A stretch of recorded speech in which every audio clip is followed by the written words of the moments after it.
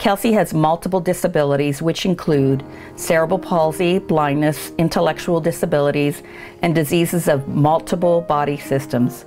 Kelsey, who could complain, lives each day happy, full of faith, and concerned about others.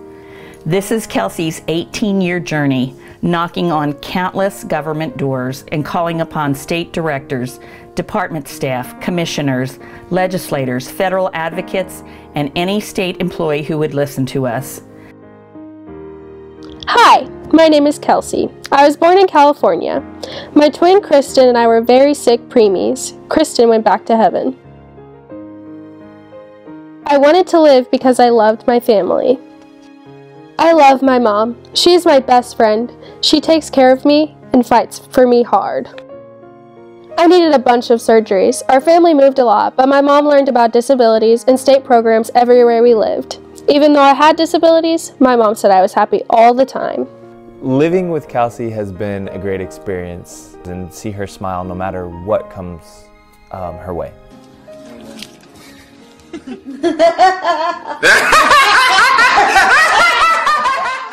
I've worked with Kelsey for the last 10 years as her caregiver. I really enjoy my work with Kelsey. She's a very sweet, loving person.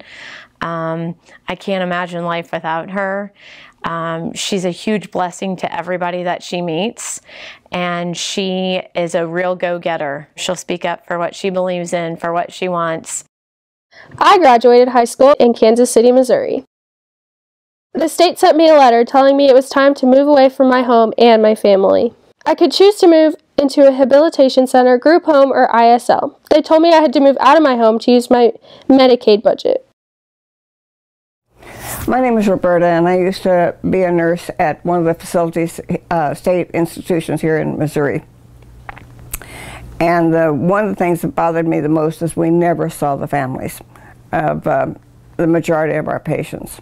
They had a woman that had difficulty in sleeping, and finally they let her go to sleep on the couch. There's no big deal.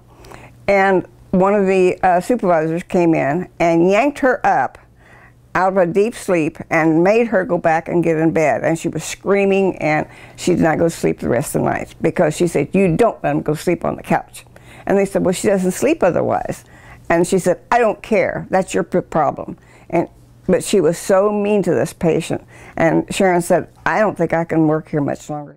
It was a man that came in over, and it was an excruciating pain. Just, I mean, and his belly was all puffed up, and he was just, I couldn't get x-ray. It was on a Saturday, of course. Couldn't get x-ray, couldn't get EKG, couldn't get anybody to come in. He's going to die anyway, so what? I asked my mom if she could help me. Mom said she needed to talk to other parents. So, Mom went to the state's parents' meeting and met other parents. They said the state wouldn't let their child live at home with their Medicaid waiver. One dad said he saw the state director picking up cash. This made me sad. I asked my mom, who should we talk to? So I asked my brother, and he said, tell James. So I asked my mom to take me to see James. I told James that I wanted to live at home with my Medicaid waiver. I also told James about the man who was stealing the money. James said we should tell the state people or justice. My mom asked me, do you want me to advocate with you? I said, yes. I don't want to move away from my family. I have lots of nieces and nephews. It is crazy when they come to visit. They all run around all over the place and jump on my bed. They make me happy. I have a big family. I was at my sister's wedding in this picture. I have 4 brothers and 3 sisters. I like it when they come and visit. I really like to visit my grandma and grandpa and my cousins. Grandpa went to heaven and is with my sister Kristen. I miss Grandpa and Kristen. Every year Medicaid tells me to write a plan. Every year I write my plan. I want to live at home and have my family and friends care for me. My plan says I'm good at baseball, because I am. I can hit the ball all the way over the fence. The state told my service coordinator to find out if I was dying. My coordinator said if I was dying, the state said I could live at home. Then, the state asked my doctors to write a lot of letters. The state asked if I was disabled. My doctors are too busy to write letters over and over again. I am disabled. Working with Kelsey, she has cerebral palsy, so she has some physical limitations and things like that, but she still tries, and she does her very best. I've noticed over the years she tends to have more anxiety attacks, and I feel that a lot of it is from all the regulations and restrictions that the federal government and the state government both have been pushing down on us, and all Kelsey really wants is her friends and her family, because they're her support and her life. The state asked a nurse to drive 400 miles to see if I was disabled. Then the state asked another nurse to drive 300 miles to my house to ask for my medical records. If I move into a state house, it costs more money. Why do they want me to live in a state house? I want to live at home. I told my mom I need to write to justice. Then my mom and I met the state director. We told her I wanted to live at home. She helped my mom make Kelsey's amendment. I liked her. We had our picture taken. I didn't know what amendment was. Mom said it was good and it would help me live at home and choose my caregivers, even my mom. Deputy Richard wrote an email to my mom and told her that the director moved away. Then Richard said my mom did a good job on Kelsey's amendment. My mom met the President of the United States. He liked Kelsey's amendment and he thanked my mom for it. My mom gets lots of awards for everything she does for people with disabilities. We did what James told us to do. We wrote to Justice in Washington, D.C. I didn't know Justice, but I hoped he would help me. Next, I made a list for the governor. My mom made 500 copies. We drove to Jeff City and handed out all of the copies. After that, my mom met the FBI and told the FBI about the man who was stealing the money. We waited for the FBI to arrest the bad man. The dad who saw the state man stealing the money, he met the FBI too. We called the TV stations and told them about the man stealing the money. Other parents called TV too. The TV said it wasn't news until someone died.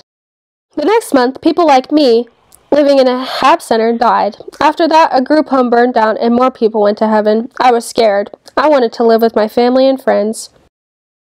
We had one girl that fell off of the porch when she was 2 and sustained severe head injuries. And they kept her locked in a room with no clothes, and there wasn't anything in the room except a bare mattress. And whenever the superintendent would go in, he had to put a mattress in front of her because, quote, she was dangerous. The governor ordered state hearings after the people died in the HAB Center and group home. I sang at the state hearing. I sang, I want to be a part of your world. Wish I can be part of my love. After I sang, the state people said I could live at home with my family, but I had to use strangers to care for me. I didn't want strangers to take care of me, so we called Washington, and they said we could talk at the next disability meeting. My mom talked at the disability meeting and told the people that I wanted to live at home and not have strangers take care of me. My mom told the disability people about the man who was stealing the money. Lisa thanked my mom and gave her a card. I wrote a letter to a senator, and she wrote me back. Then I made a pretty quilt for the senator. It said Democrat all over it. Finally, Medicaid wanted to talk to us about the man who was stealing money. My mom met with Medicaid. She told them everything about the man who was stealing. My mom met with a lady who worked at Sam Graves' office and told her about me wanting to live at home and about the man who was stealing the money. She said she would try to help me. My mom told the auditor man about me living at home and about the man who was stealing the money. My mom met Ian and told him I wanted to live at home and not have strangers take care of me. After that, Ian went away, but my mom said he flew the coop. My mom spoke to the AG and the IG. I don't know the AG or the IG. My mom told them I wanted to live at home and not have strangers take care of me. My mom and me drove to Jefferson City, and we talked to the Capitol people about me living at home and hiring friends and family to take care of me. They gave us their cards and said they would help me. I told my mom to tell the governor that I wanted to live at home and be safe with my caregivers. I told my mom we need to tell the governor about the man who was stealing the money. So my mom put a billboard next to the bridge in Jefferson City. Then someone tore down the billboard so the governor wouldn't see. After waiting 6 years, Justice wrote us back. I was happy. They were going to talk to the state about me so I could live at home and have people who love me take care of me. The state got mad about the justice letter. They called our house. They came to my mom's office. They threatened my mom, my caregivers, and me. One lady called and said she would put me in a board house. I could hear her yelling. Over the years, she's continued to fight this battle with the government with the Medicaid department and all these different organizations are supposed to be a support to her, which have been not a support. The state sent my mom to hearings and more hearings. They said they would take everything because of the justice letter. She had to hire attorneys. They were mad at my mom because she told them for 10 years that I wanted to live at home and about the man who was stealing money. She's continued to, through her whole life, struggle through this process due to the fact that these people that are getting paid from our taxes to help this population have not done their job. After that, a state doctor sent a letter saying I could sleep at home alone at night. The state took my budget and I lost my caregivers. My mom couldn't work at some of her jobs because she had to take care of me. I miss my caregivers. They're my friends.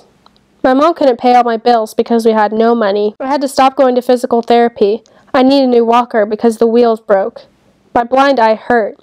My wisdom teeth were sore and I needed new glasses. I was sad and I was scared. It has drastically hurt her. Her body has broken down quite a bit.